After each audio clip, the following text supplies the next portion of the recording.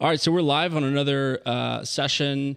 Today, we are super excited to have Josh Brown and Angel out here in the studio in Dallas. Yes, sir. It's a pleasure. We're here at an event, a multifamily real estate conference, learning from other people, who buy apartments, right? And we both own apartment complexes. Your company and our company, and we're actually partners as well on a 72 unit with you guys. So, how about you guys, give us a brief overview, background, where who you are, where you came from, and also why apartments?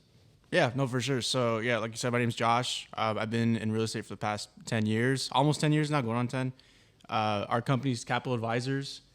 We've been partners for the past 2 years. Just about 2 years, a little under 2 years. Our intention at first was just to do fix and flips. So we're like trying to figure out how we get into buying and selling property.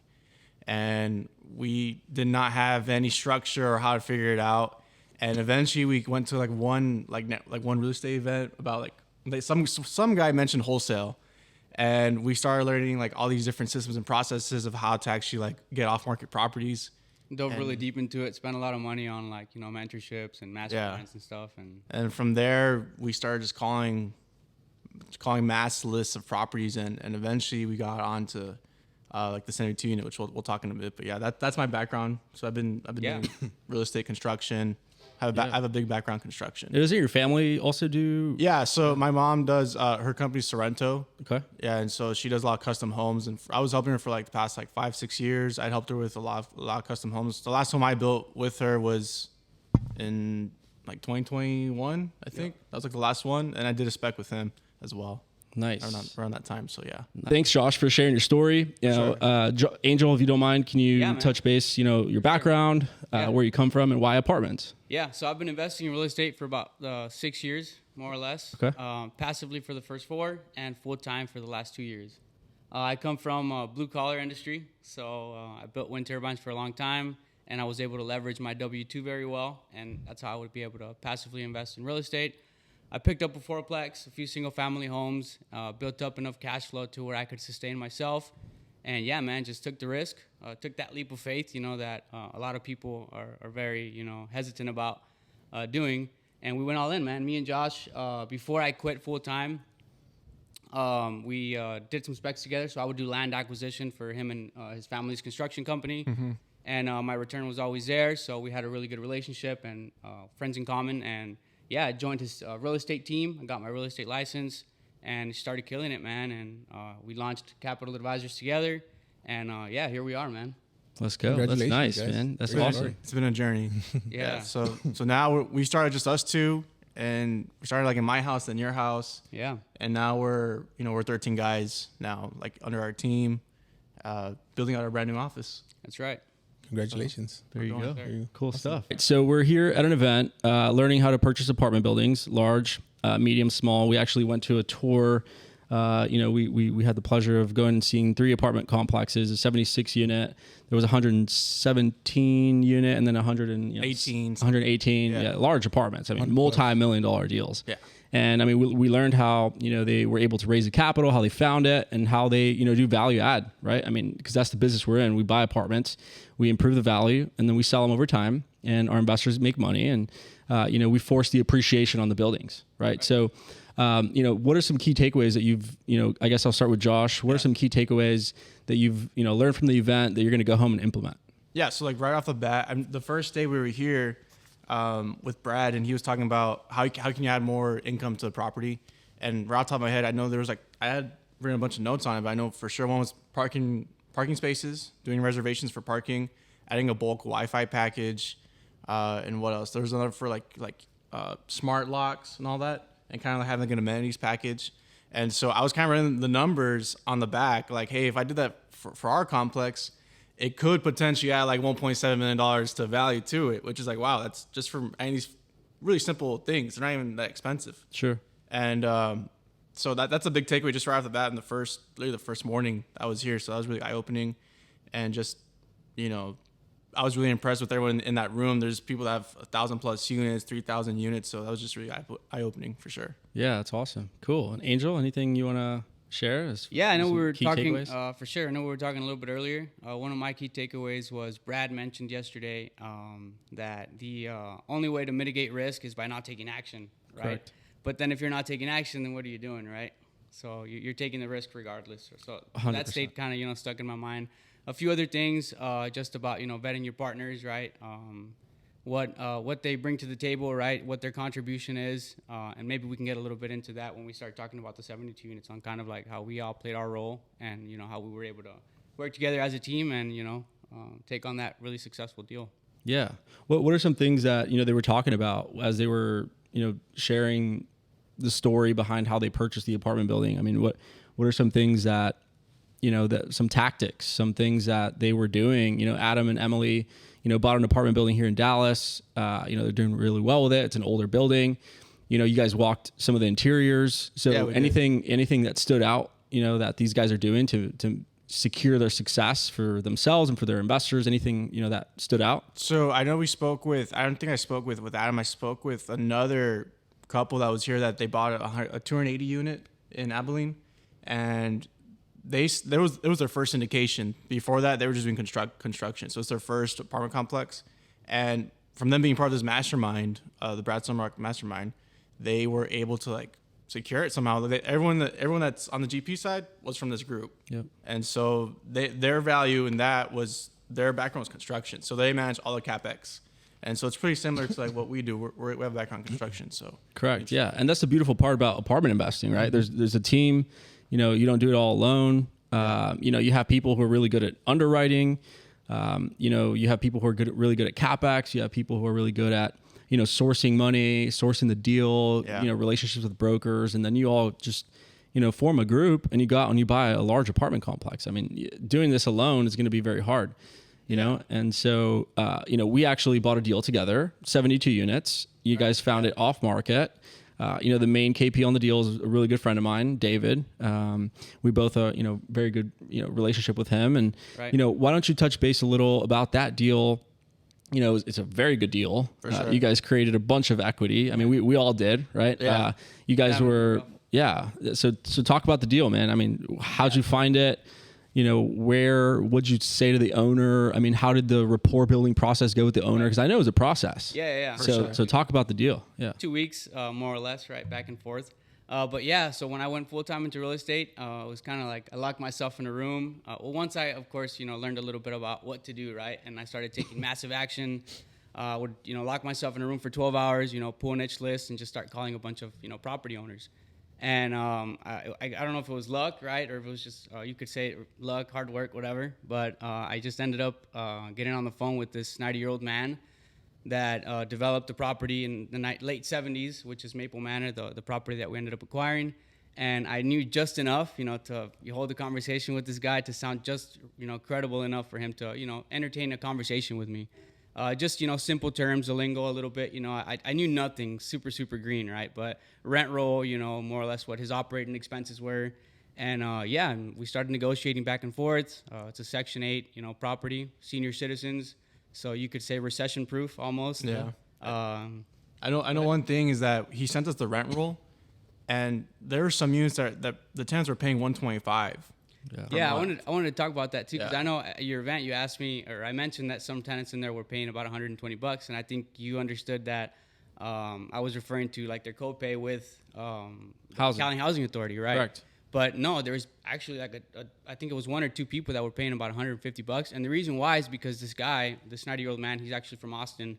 It was his way of giving back to the community. So a lot of these tenants were people that used to work for him back in the day. Got it. So he just hooked them up. Yeah. The buddy much, discount. man. Yeah, the Yeah. buddy discount. That's value. That's life 50 years. You should be going ding, ding, ding. I know. I found Yeah. an opportunity. Right. Buy a discount for 50 years. Yeah. It's crazy. Yeah. And I mean, the curb appeal sucked, Yeah. right? I mean, 100%. Everyone in there was on housing. I don't know when the last time they tried to increase the rent of the housing. He never did. People, and they owned the deal for multiple years. And what's crazy is that, how much did we buy the deal for? 2.825. $2.825 million. He was at 3.3, then over 2 weeks going back and forth. 3.7. So he told me Yeah. 3.7 million. Went back and forth. We submitted an LOI for like 2.6, and then we worked our way up to 2.825. 2.825. How much was the raise? We got real quick like- before we talk. Yeah, go for it. Go for it. Yeah. I was just gonna say that we locked it up somehow with the 6-month option period. There you go. There you go. And only 10 grand of earnest money. $10,000 earnest money on almost a $3 million building. You know, came off market. You know, you didn't know anything about apartments. You know, but you partnered with people who did, right? I mean, you know, eventually you guys brought in David. He's a very sophisticated, experienced, you know, accredited investor in apartments. He has a bunch of experience. So you leveraged, you know, his experience. So I know we were talking earlier about, you know, the persistence to get David to do the deal with you guys. So, you know, you talked first about some key takeaways. You talked about how you didn't really know, but you were still taking action. Right. You know, and that's what we do as well. Like, you know, you're not going to know it all, but I do think it's important for you guys to, or for anyone to, you know, at least start learning the language. You mentioned lingo, right? You were able to maintain a conversation with the seller. Right. So that helped you get in the door. So, and all of that, sometimes it doesn't even cost money. You can listen to podcasts, you can listen to YouTube videos and start learning the language and practice. And that's what I tell, you know, our team.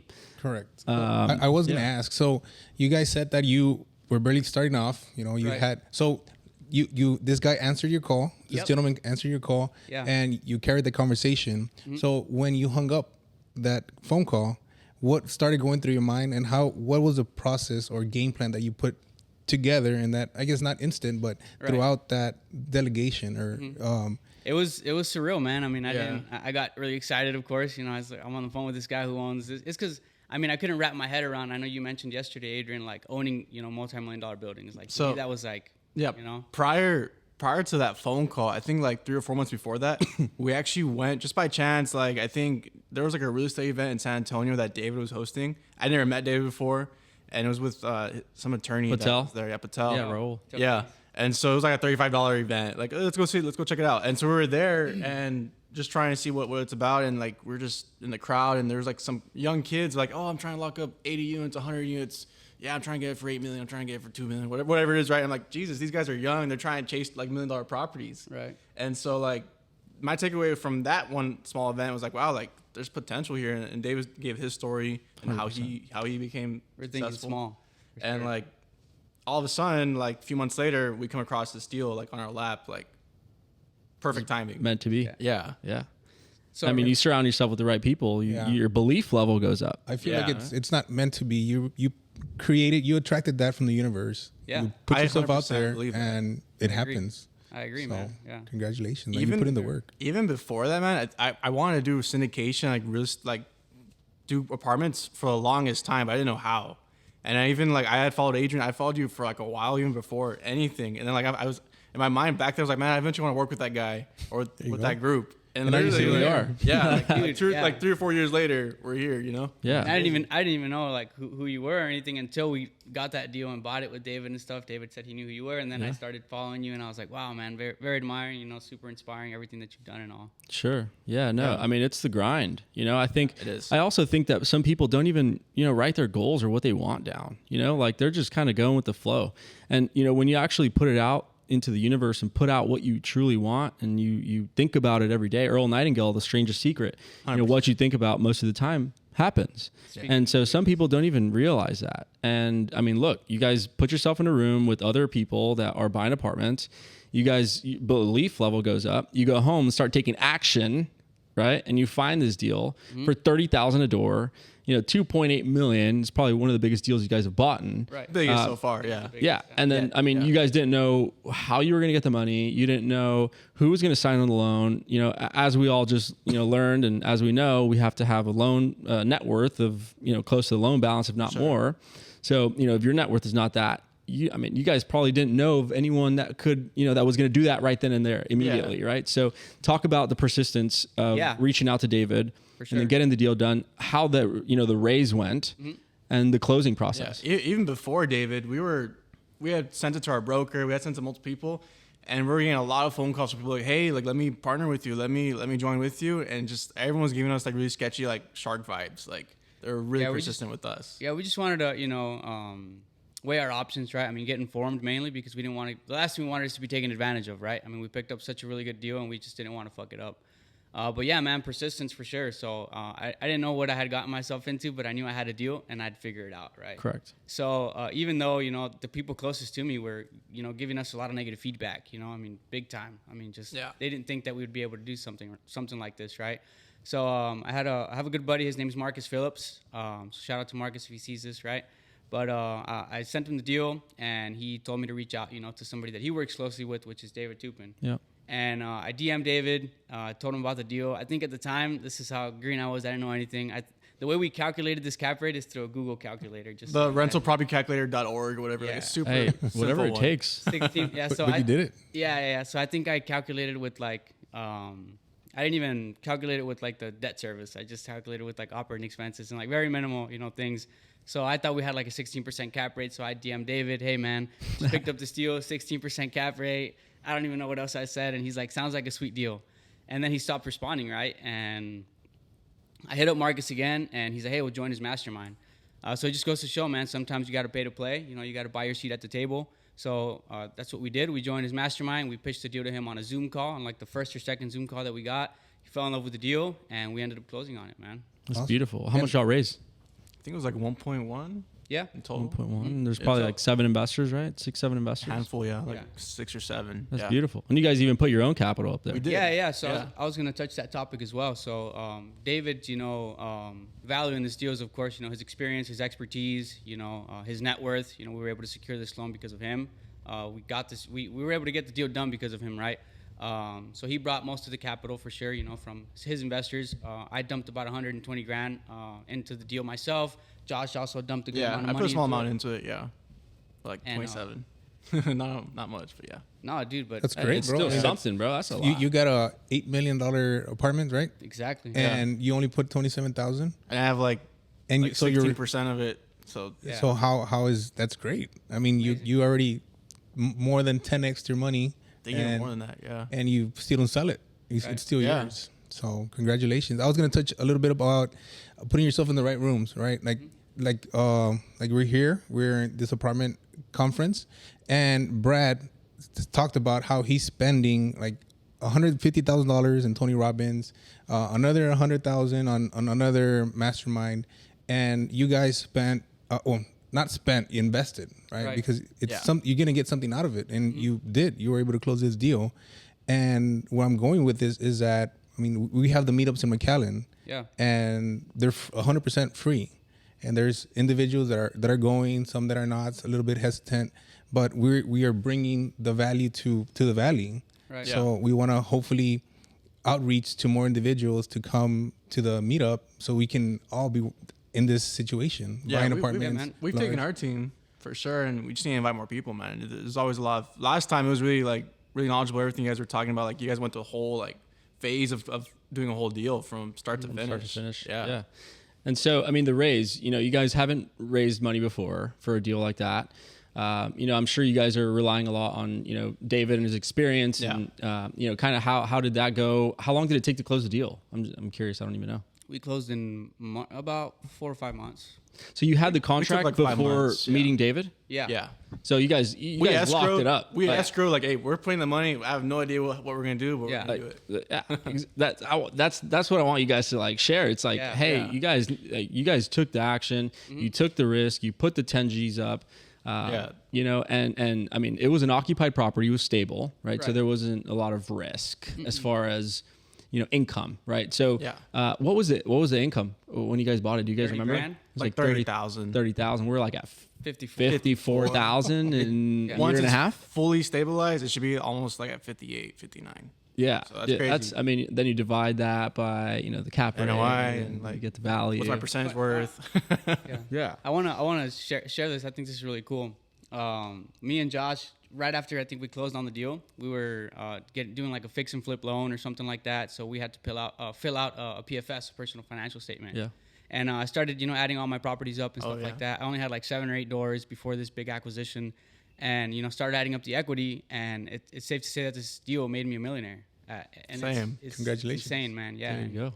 Yeah, just to even think it's very ironic too, because it's a Section 8, property. I used to live on Section 8 with my mom, and just to even You know what I mean? It's insane, man. You know. Yeah. And you guys are providing. You know, you rebranded the complex. Yeah. How many units have we remodeled already?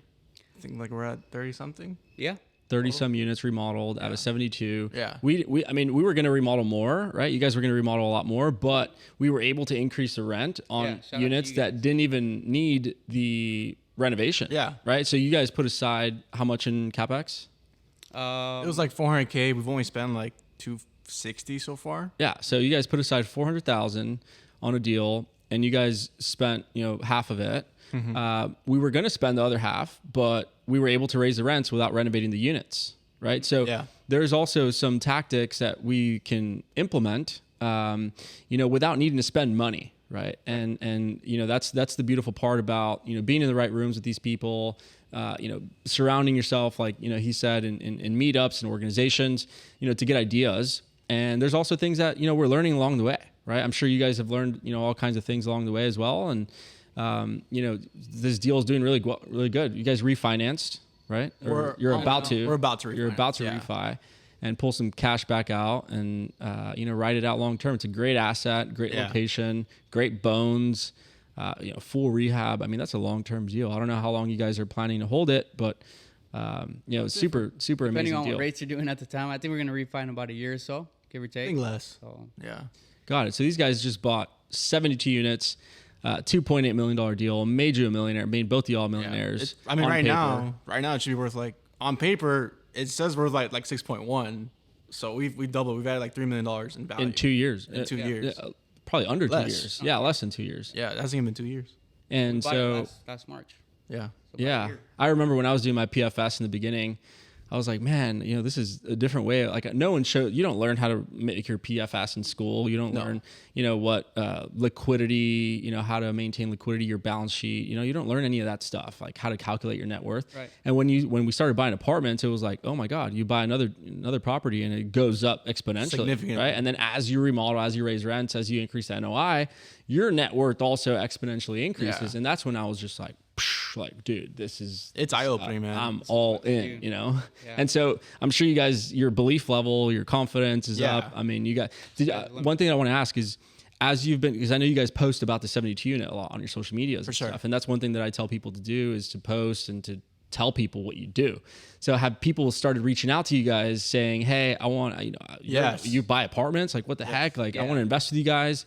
You know, have you guys started getting some traction? We've actually gotten a handful of people from Instagram just from making those videos like, hey, let me know when you have the next one. Like, show me how to do it. So, you know, that's the next step now. We're actively looking. We want to get like 100 unit plus that, you know, that makes sense. So you're going to get it. We're going to get it. You're going to get it. We're going to get it. We're going to get it. On the hunt. Sure. Yeah. On the hunt. So talking about acquiring, right? We talked. There's a lot of people on the sideline waiting for the market to see where it's going. And one of the big takeaways for me from Brad's event is that, I mean, there's a lot of opportunities right now. There's a lot of distressed properties. So you got to be on the hunt, looking for properties, cold calling. That's why it's important to have that skill, learning how to direct mail, text blast.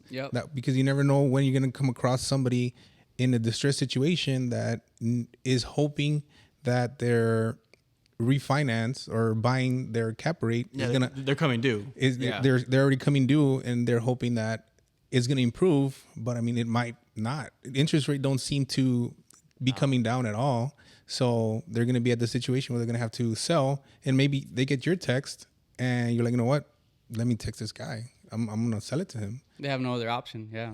A lot of notes maturing, you know, a lot of bridge loans due. So it's perfect timing, man. I know there's a lot of people hurting right now that need to get out or they're done. So it is perfect timing for it. Sure. I feel like a lot of people are on the sidelines, like you mentioned, you know, pencils down, scared, fearful. You know, they don't know where things are going to go. Interest rates are rising. You know, there's war, election year. There's all kinds of just, you know, scary things happening. And so people are pencils down, but you guys are not. You guys just moved into a bigger office. Yes. You guys are building it out, investing, you know, 20 grand in the build out. Your team is growing. You guys are your payroll is probably going up. Yeah. So talk about that how you guys, believe and how you guys set up your team, because they're all motivated. They're all here at this event. That's right. You guys, I'm sure, are an influence to them. Mm-hmm. So, what's that dynamic look like for your sales team and for your company to keep them going? I know you talked about some huddles you guys have in the morning. So talk about the team and how you're growing it and how you see it going in the future. Yeah, so we got an in-house team. We've got 4 acquisition guys, 2 disposition guys, and then we got 4 VAs. Every morning we show up at 8:30. We got morning huddle. I review some phone calls. We look at tape. Just like it's really popular in sports. To review your tape. So we listen to the phone calls. I give them feedback. Provide constructive criticism so we can just all keep growing, man. There's a saying. Alone you will go fast, and together you will go far. So we're very big on team effort. Teamwork. We're trying to create something that's bigger than ourselves. For longevity. I guess a deal finding machine, right? Everyone. So all of our guys, they have a huge incentive to find deals because they know they can be a partner in the deal. Yeah. And so we offer a 15% equity incentive for them. Even if you just find, you don't have to put any money in, you found it, you're getting equity in it. It's huge. And so most of our guys already have ownership in a deal at this point. So they're super hyped, and right now, some of them are very young in their 20s, early 20s. They don't qualify for a house just yet, but now they actually have a track record of flipping homes, or they're going to be building a track record of owning apartments. Sure. So over time, they're going to be able to qualify for their own, of course. Yeah, I'm sure. Being in the room, with like-minded individuals like us on a daily, it's a huge incentive for them as well because, they're around people that are doing this shit. We're not just talking about it, we're actually doing it. 100%. And it's young guys, so, what better way, than to, be involved and stuff. But yeah, I mean, the equity part, it's cool, man. Just for culture, it makes everybody feel involved. You're providing financial opportunity for others. And it's awesome, man. It's cool. Yeah. So you guys have an acquisitions team. Yeah. I know we were talking last night. You guys have a dispo team. Yes. You guys have virtual assistants. You guys have transaction coordinators. Yeah.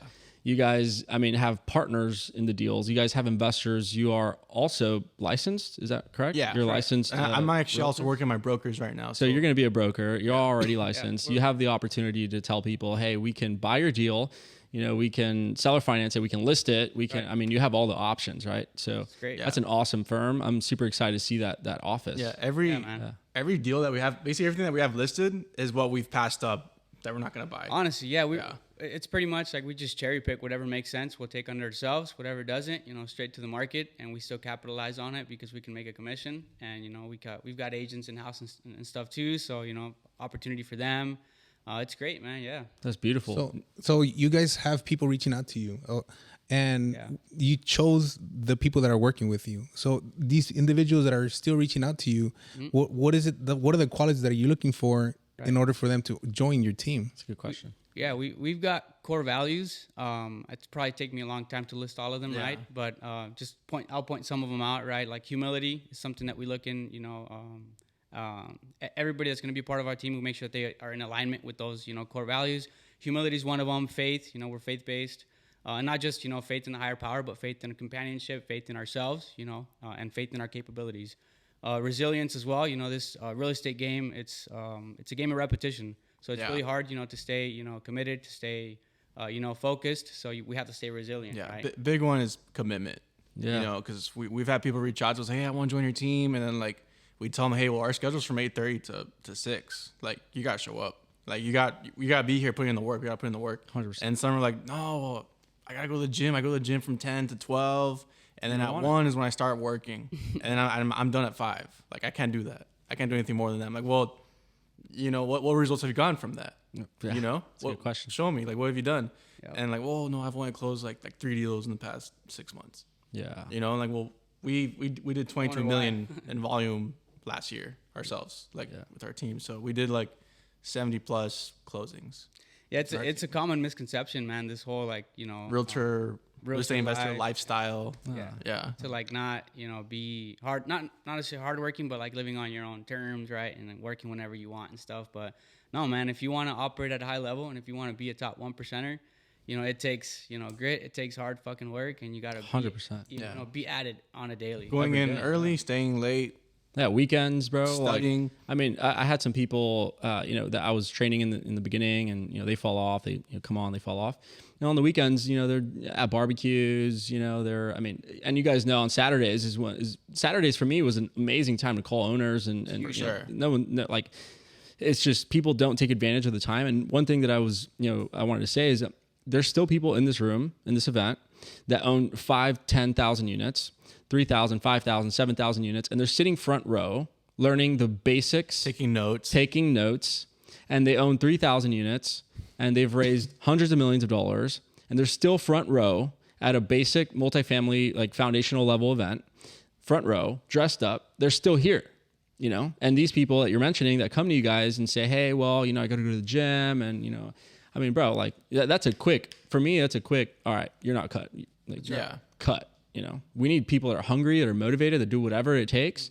And that's what I truly believe. That's what it takes to be successful. And that's just the work hours, because on top of that, you got I'm reading books, self-development, everything else that comes with that. Being here, paying to be at an event on my weekend, Investing, Investing that blew my mind, man. It just so happened that I was next to Tim, which is actually one of your partners. Yeah. And when we broke off and did like a little, three-way, with people that are closest to you, and he started talking about what he's done and what he's doing and how much, property he has and how much cash flow he's making. And it blew my mind that this guy's still even here. Yeah, I don't know. And I talked to him last night as well.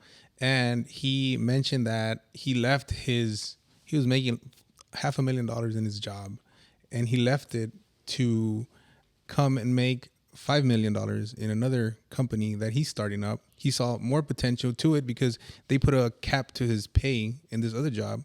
He took the leap of faith and took that humongous pay cut to come over here and make $5 million when he was making $500 million. Right. Like it was insane. So great guy going to it. Shout out Tim. Yeah, shout out to Tim. And another thing that he said, like you guys are saying, like, you have to put yourself in the right rooms. He attends a ton of different events, reading books, mindset. So what is the biggest mindset tip that you guys would give to somebody? Like what would be? I think for me and a lot of people that have like a roadblock is, it's a saying, I don't know where I heard it, but it's like, just because you don't know doesn't mean you shouldn't try. Huh? And like, that's what it is. Like literally, we didn't know, like 17 units, like we didn't know how to lock up a deal. We knew how to lock it up. We didn't know how to close it. But we're going to figure it out. And that's what we did. Huge. So just because you don't know, you should still try. I like to say that I'm famous for asking stupid questions. Hey, but I mean, you got to ask, right? Yeah. The person who doesn't ask the questions there's a problem, right? That's right. Biggest for me, I think, as growing in the real estate business is, being resourceful. The biggest skill you can have is being resourceful. And Tony Robbins talks a lot about that is, figure things out. You're not going to know it all, but if you train that muscle, it's a muscle, and if you train that muscle to figure things out, call people, Google. I mean, nowadays everything's online. You can, find YouTube videos. There's a bunch of people doing deals that will share the information. You just got to put the time in to go learn it. And what have you guys, who would you say who's made an impact, and what have you learned from them as far as like mentors? They could be alive or dead. I mean, anybody that you guys have learned from that, I think has made a big impact in your business. Shoot, man, there's like a handful of people. I think being with you guys is one. David, for sure. I watch a lot of Alex Hormozy. I don't know. Hormozy too is good. Yeah. I'd be listening to him all the time while I'm working out, while I'm going on runs and stuff. Yeah. There's also we're part of a few different mentorships, and we learn a few system processes from various different people, right? So, but big takeaway just from a lot of people from online too, like Alex Hormozy. Mm-hmm. I follow a lot of real estate people on Instagram. Yeah, that's what my feed is. I don't have anything stupid on there. It's just literally all real estate. Yeah. So you got to change you got to make a change to see a change. So if you're constantly looking at videos, funny videos that memes. Memes that are gonna be wasting your time in reality, and you start investing the time to recreate your algorithm in your Facebook, on your Instagram, to where you're seeing videos of real estate, you're seeing videos of financial, how to improve, how to save money on your expenses, personal expenses, live a little bit more frugal, then you're going to start seeing a huge change in the overall aspect of how you see.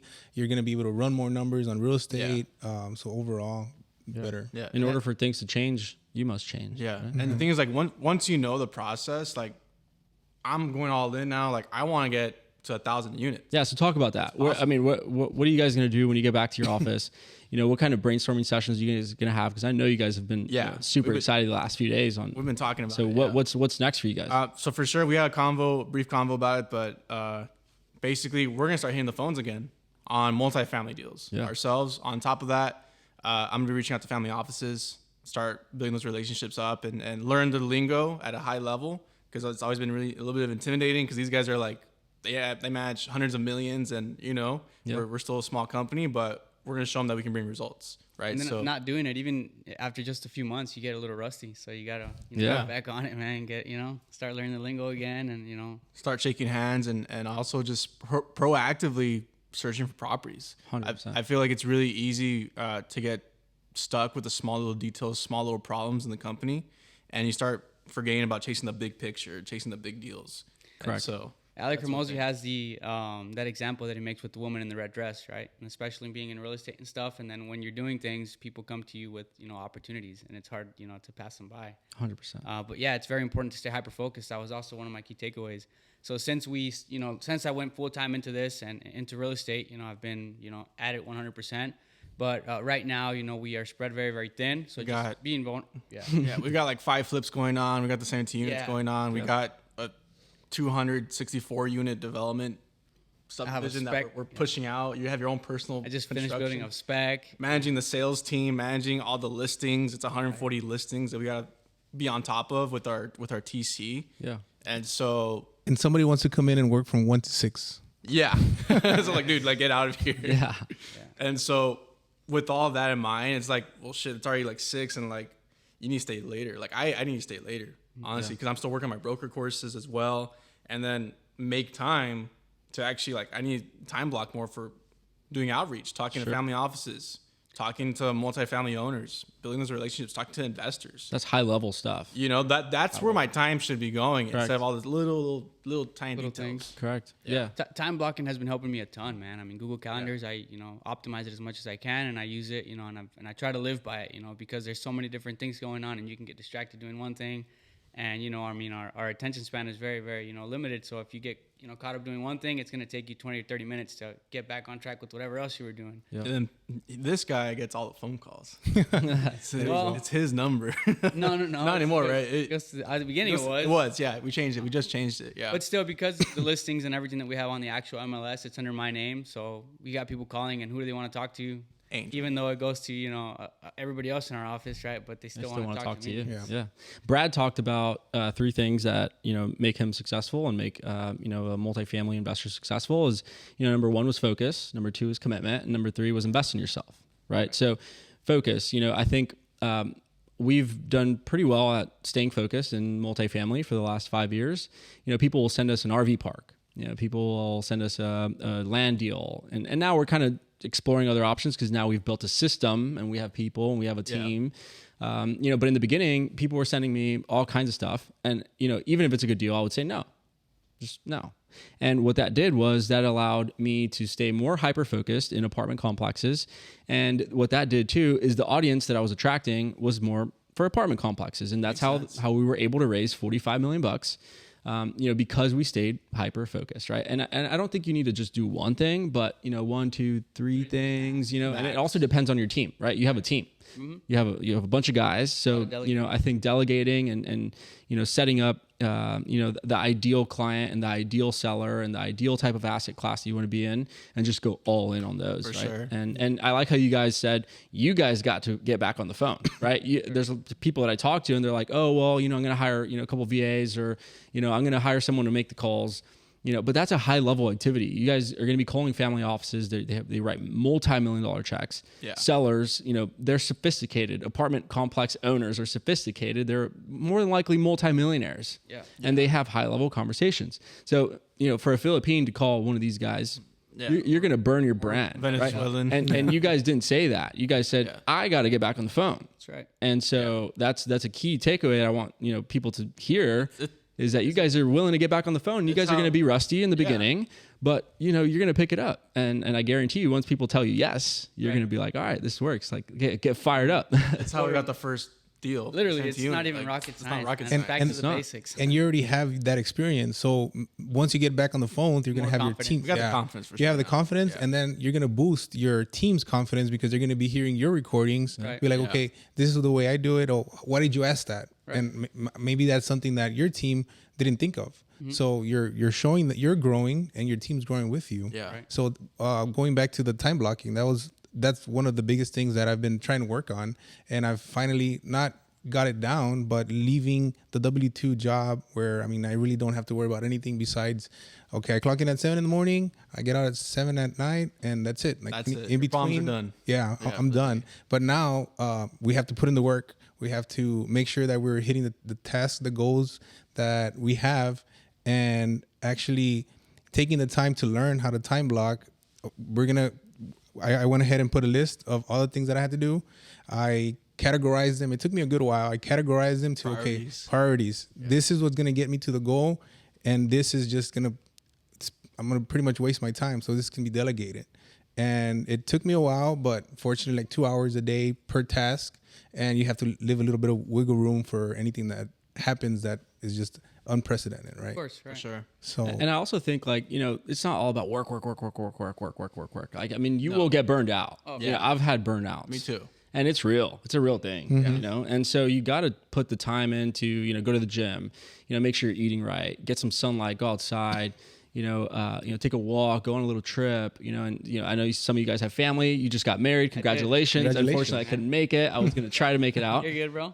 But congratulations. And I mean, you got to spend time with, you know, her too, because what's the whole point of doing all this? Exactly. For sure. You know, and building all this money and building his net worth and, you know, PFS and multimillionaire. If you aren't happy, if she's not happy, right? I mean, happy wife, happy life, right? So 100%. You know, I think it's important. And, you know, we have parents, we have siblings, we have, you know, really close friends. They're not going to be here forever, you know? And so the worst thing we can do is just work ourselves to the ground and then miss everything that's happening right in front of us, you know, and spending time with people that truly matter, right? I mean, what's the whole point of all this if we don't spend the time with people that matter? I used to have like this sense of urgency, an unhealthy amount of urgency where like I would stay in the office till like 11 o'clock, 12 o'clock at midnight, working on my courses, getting everything done, like literally just going all day, like hard. So it got to the point where I was burning out, and then also like going to the flips at 9 o'clock at night, 10 o'clock at night, make sure everything's being turned in, being done correctly. And that reached like, it's like for me, it was a burnout. It was burnout. It was dude. like, it's real. I can't take this. It's real. And so I switched everything up a couple months back, and I kind of tried to end everything towards 6, 7. And then from there, I go work out or whatever. Yeah. And since January to now, I'm down 20 pounds. That's beautiful. Congratulations, bro. You got to be healthy. Longevity, that's another big thing that they talked about here. You know, how in the next 5-6 years, I mean, technology is going to be way better. And there's a high possibility that our lives are going to be past 100 if you actually implement longevity. So there was a guy next to me. I got his card. I think his name was Bill. He was an older man, and he was really sharp. He was talking to me like he was talking about like how he makes $50,000 every week net from his business. I'm like, what's your business? He's like, I sell minerals. That's what he does. He advertises on Fox TV that he sells minerals. And he's like, I'm 90 years old, and I take this mineral every day. That's what it is. There you go. So he says he says that everyone lacks minerals. Yeah. So he gave me the card. Like, I'm gonna go check it out. Yeah, apparently, for sure. You know, he's super sharp. He's 90 years old, and he's still here. You know, so and there's ways of biohacking. I mean, it's called biohacking, right? I mean, reverse DNA, reverse aging. I mean, there's all kinds of information that's coming out right now. You know, Gary Brecka, Ultimate, Superhuman. So I mean, there is information out there to allow you guys to live a better life. So Brian Johnson's another guy. Yeah, that does all that. I made a big change about 8 months ago as well. So you run like 5 miles every day. Yeah, right? I mean, every other day. Yeah, about 15-20 miles a week. But yeah, man, about 8 months ago I was getting burnt out because I was obsessed, and I'm obsessed. But now I try to manage my time better. Sure. But yeah, I was really unhealthy right around the time that we were buying Maple, actually, a little bit after. Man, I had gained weight. I was already hitting 190 pounds. You know, from my height, that's not healthy. So yeah, over the last 7 months or so, I'm down like 30 something pounds. And yeah, man, I've been running a ton. Feel great. You know, I've been watching my health, you know, That's dieting. beautiful. I remember at our we had a small office, so like a 10 by 10. And I remember we both come in with like our own lunch boxes full of junk food, both of us. Processed junk food. And we would trade snacks, and it was all just processed food. There you go. And the thing is too is like, you know, we're in the business of raising capital. We're in the business of, you know, presenting ourselves to family offices, institutional capital, people with a lot of money. Yeah. And if we don't look the part, you know, that shows discipline, right? I think, you know, whether you like it or not, you know, if there's a fat sales guy coming to me, I'm going to be like, all right, bro, I'm going to think twice before I buy his product because, you know, you can't even take care of yourself. Yeah, you can't even take care of yourself. How are you going to take care of, you know, how are you going to sell me a product? You know, so what's his name? Sean Elliott? Andy Elliott? Andy Elliott. Dude, that guy's a baller. He's a beast. Yeah. I mean, who makes people take off their shirt, you know, like, are you calls you happy? out right Are you there. happy? Yeah, it calls you out right there. Yeah. People need that, bro. Like, I think our generation is, A little soft. you know, so very, very soft, you know, 100%. and I think I'm glad that we're all here. And Hopefully nobody gets offended. yeah, get offended. It's okay. Turn off this video. No, but where I'm going is too that's a lot of people get offended on the truth. Like they want to be protected. They want to be not told what they have to do. They want to be told what they want to do. Yeah, I agree. Honestly, I think our generation and probably a little bit younger, they have a really, really weak mindset to hard work. Yeah. And like, they can't even imagine running 5 miles. Like, that's insane. Like how can you even do that? You know? And I used to think like that too. Like 5 miles, that's way too much. And then An hour of running. Yeah, you push yourself to do it. Yeah. And I remember I watched on Andrew Huberman. Yeah. He talked about there's a little muscle in the brain called the amygdala. Okay. And every time it's that feeling, you know, when you don't want to do something, you force yourself to do it. Yep. Like when you're suffering while you're running and you're still going while you're suffering. Yep. Whenever you feel like that tension, your amygdala grows a little bit. Yeah. Every time. It's a muscle. It's a muscle. And over time, it becomes easier and easier for you to do the hard things. 100%. And I mean, this business is not going to be easy. Yeah. You know, like I'm going through some challenging times right now, you know? And so if I'm not building that muscle, it's going to be hard for me to quit, you know, or just to not, you know, go through and really try to overcome this. Right. I think everything it's a domino effect. Yeah. Everything kind of ties in with each other. And I really believe that. I mean, I've heard him too. And when I started running, actually we did a marathon earlier this year. Amazing. The goal was to do a marathon. That's awesome. And I started training, and I noticed a huge difference of my productivity in work, my productivity with my family, my productivity overall, because I was pushing myself to get up early, to run 2 hours. You know, I started off with 2 miles, then 5 miles, then I was like, you know what, I'm already 5 miles, let me do 10. I'm already at 10. I ran a half marathon by myself. And then once I did half marathon, I was like, let me push it more. And the more I was pushing myself more in work, right? And I feel like it's true. Like they both correlate. You do. Put your body through tough situations. You put your mind to tough situations. You just got to be aware that pain is temporary, but then the rewards are endless. It's just getting that momentum started. Mm-hmm. And eventually you start getting that satisfaction. Like, wow, like I'm down 20 pounds. Sure. I'm just doing it. You know? Yeah. And then you just keep doing it. And when you're running, we're going back to time blocking and spending time with the family. Mm-hmm. So you got to choose what you're going to do. Like I don't listen to music, rarely listen to music when I'm doing workouts, when I'm driving. So I try to correlate tasks. Okay, I'm going to go drop off my little girl at school. I implement, you know what, family time. I'm going to call my mom. I'm going to call my dad, see who picks up from the time that I leave my house. That's smart. To the time that I get to my daughter's school. And then I call somebody else on the way back. And so every little gap that I have that I'm not working, because the time block. So I have time blocked for my family.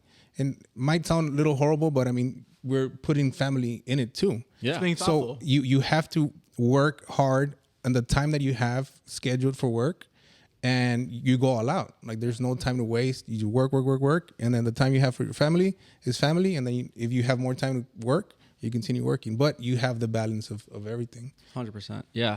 So we'll go ahead and start winding down. This is an amazing session with you guys. I think one thing that I want you guys to lastly talk about, and we'll start with Josh, is what kind of advice do you have for someone who is wanting to start buying apartments or just want to start flipping and buying, real estate and setting up their financial future? Sure. one or two things would you recommend, over the last few years that you've been in the business? I mean, what would you say? I mean, if you're trying to get into apartments, learn how to underwrite a deal. Start watching YouTube videos on it. Join a mentorship group if you can, and just associate yourself with people around you, that are doing it. Go with someone that's 10 times better than you at whatever they're doing, so, and try to get little nuggets from them. But for sure, read. There's so many books on. I have literally 15 books on apartment syndication, and I haven't read all of them, but I read a good amount of them on what they come out to. So that's good. So educate yourself, and learn how to underwrite, because this business is all about numbers. It's a business. You're buying businesses, right? And if you gotta learn how to underwrite them, or if you don't, then you got to partner with someone who does, right? And so that's awesome. What about you, Angel? I mean, my advice would be proximity is power, man. You get around like-minded individuals that are, doing things at a high level, that are doing more than you are.